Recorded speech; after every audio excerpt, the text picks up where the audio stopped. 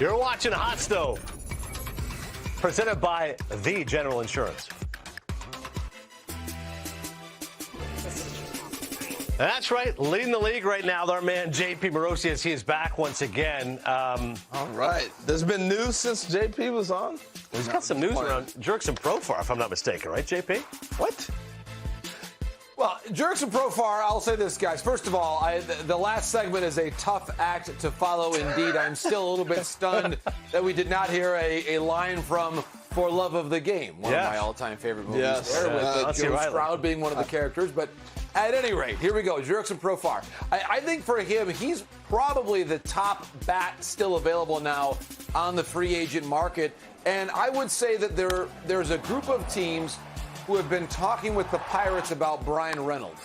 And that same general group is also keeping tabs, I am told, on Jurickson Profar. That would include the Yankees, the Marlins, potentially the Rangers as well. The Red Sox were mentioned by Bob Nightingale as being a possibility for Profar, but that was, of course, before they signed Adam Duvall, who seems to have satisfied that need for one more bat in the Boston Red Sox lineup. I do think Profar, you think of his versatility, he's probably most likely to be a left fielder wherever he goes. And I would say the Marlins, who we know, certainly one topic we'll get to in a moment here, the Marlins among the most aggressive teams overall right now, both in the trade market and in free agency as well. So, JP, what kind of money is Profar looking at? Because we know Brian Reynolds turned down $70 million already, and he's looking at comps of Nimmo and guys like that are making $160 million. So I'm curious, where does Profar's finances land, do you think?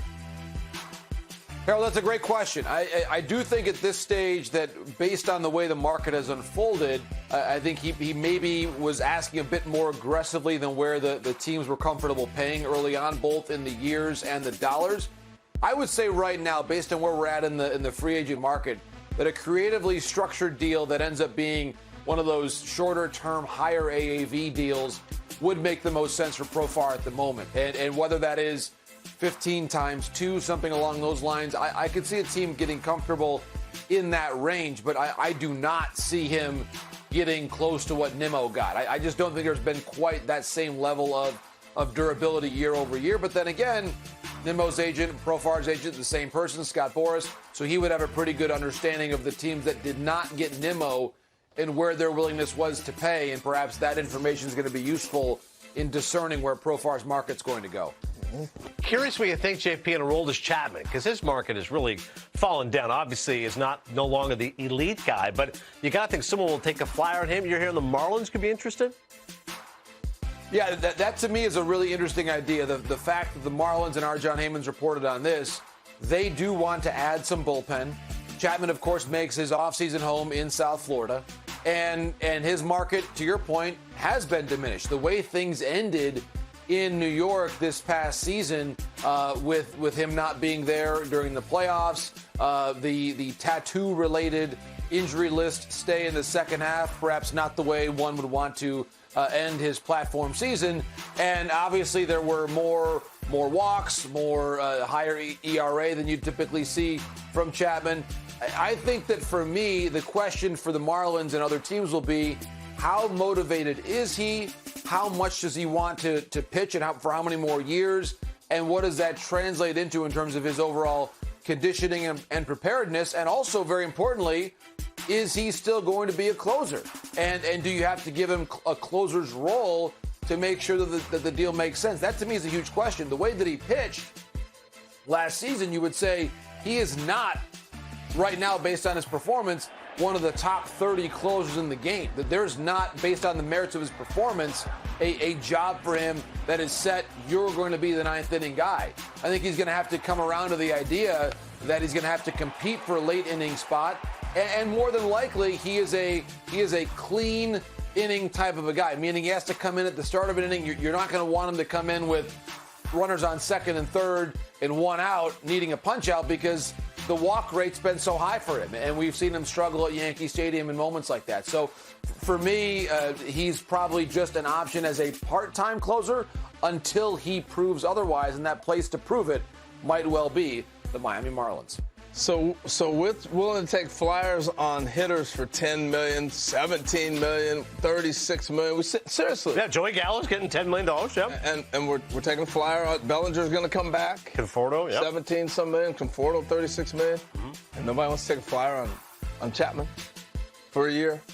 I just think that's strange to me. I got to take my flyer. If I land him, I got a guy that's got postseason experience, and that changes my whole direction of my team.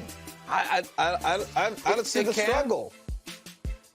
Right. And Harold, remember, he would be, if things go well from a standpoint of his first half, he would be someone that you would look at as a possible trade candidate at midseason. Again, he has been inconsistent, to say the very least. And yet, to your point, the ability is there, and he has had some great all-star seasons in the past. That's just my take. I hear you. All right, guys, I shook you up with that. Wow.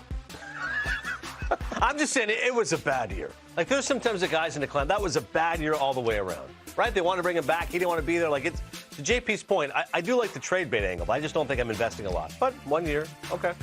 We'll see. JP's always a long-term I'll take a flyer. All right, you take your flyer. JP, we say thank you. I take a flyer on JP every day. Grazie mille. Thank you.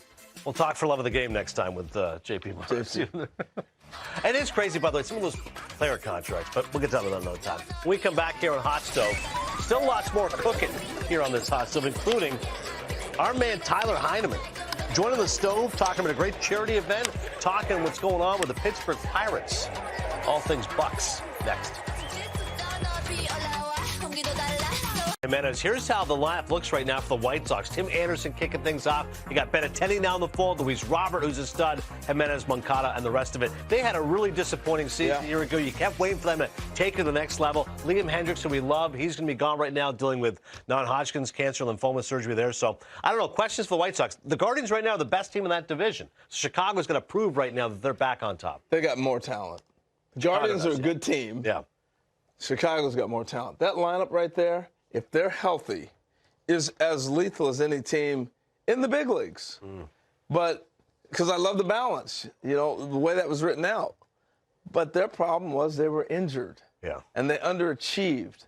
You know, so that's a bad combination, injuries and underachievement, to really think you're going to go the next step. If they get healthy and they start to get to the level where they should be competing, they win the division. Almost all those guys were on the IL last season, so they definitely got hurt by the injury bug. Dylan Cease, by the way, open to signing a long-term deal there. He was an absolute stud for them a year ago. Still to come here on Hot. So we come back. Sierra rejoins us. We'll talk a little sports baseball movies. I'm a pacifist. If you build it, he will come. Ease his pain. Build the dreams. You nailed it. H is going to dominate.